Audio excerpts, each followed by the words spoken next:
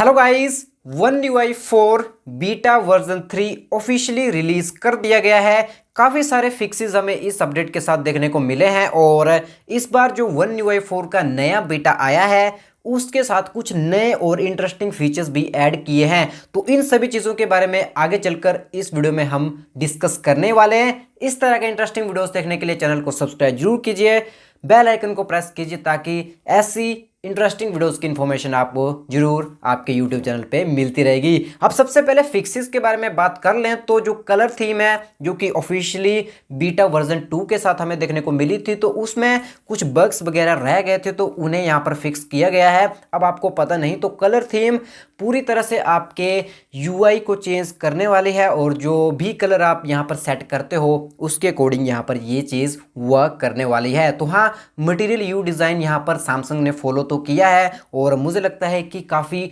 खूबसूरत चीज़ ये होने वाली है। इसी के साथ ही बिक्सबी में हमें कुछ इंप्रूवमेंट्स देखने को मिली हैं। यहाँ पर जो कॉलिंग वगैरह से रिलेटेड इश्यूज थे वो फिक्स किए गए हैं, तो हाँ ये भी एक अच्छी बात है। इसी के साथ ही जो सिस्टम रीसेट या माफ़ कीजिएगा जो सिस्टम के शटडाउन की प्रॉब्लम थी वो भी यहाँ पर फिक्स की गई थी, यानी कि ओकेजनली कभी भी सिस्टम शटडाउन हो जा रहा था या रीस्टार्ट हो जा रहा था तो वो दिक्कत यहाँ पर सोल्व की गई है। साथ ही और भी इंप्रूवमेंट्स हमें देखने को मिली हैं, छोटे मोटे बग्स भी फिक्स किए गए हैं। लेकिन सबसे इंपॉर्टेंट एक न्यू चार्जिंग एनिमेशन का लुक हमें यहाँ पर देखने को मिल चुका है। जो लेफ्ट साइड में एनिमेशन आप देख रहे हो ये 5 वोल्ट और 15 वोल्ट के चार्जर के साथ सपोर्टेड रहेगी और उसके साथ जो राइट साइड में एनिमेशन है वो 25 वोल्ट की चार्जिंग के लिए है। तो हाँ, इस बार कुछ नया और यूनिक काम हमें फिर से वन UI 4 के बीटा वर्जन के साथ देखने को मिला है और यहाँ पर कह सकते हैं कि iOS से थोड़ी बहुत तो इंस्पिरेशन जरूर ली है भाई सैमसंग ने, ये चीज़ हम बिल्कुल भी डिनाई नहीं कर सकते। इसी के साथ ही जो पेट लाइट इफेक्ट है वो भी हमें ऐड होते हुए देखने को मिले हैं। आई थिंक ये कैमरा में ऐड हुए हैं, यानी कि अगर आपके कैमरा के सामने कोई भी पेट होगा जैसे कि डॉगी कैट वगैरह तो उसमें मतलब ये एडजस्ट वगैरह करेगा। तो हाँ, कुछ इस तरह का जब भी इसका हैंड्स ऑन वगैरह आएगा तो मैं आपको जरूर इन्फॉर्मेशन दूंगा।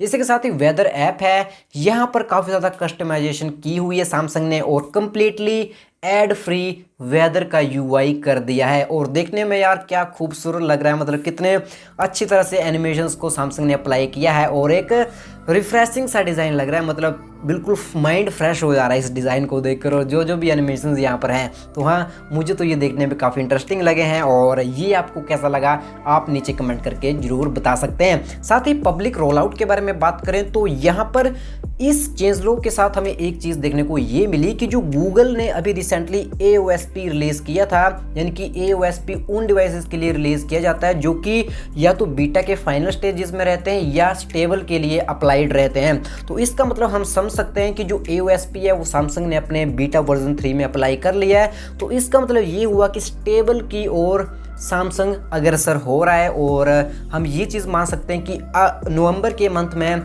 बहुत सारे लोगों के लिए यानी कि मासेस के लिए जो अपडेट है वो अवेलेबल किया जाएगा और अभी तो कुछ लिमिटेड ही यूजर होंगे मुझे लगता है कि जिनके पास वन UI 4 के बीटा अपडेट्स होंगे।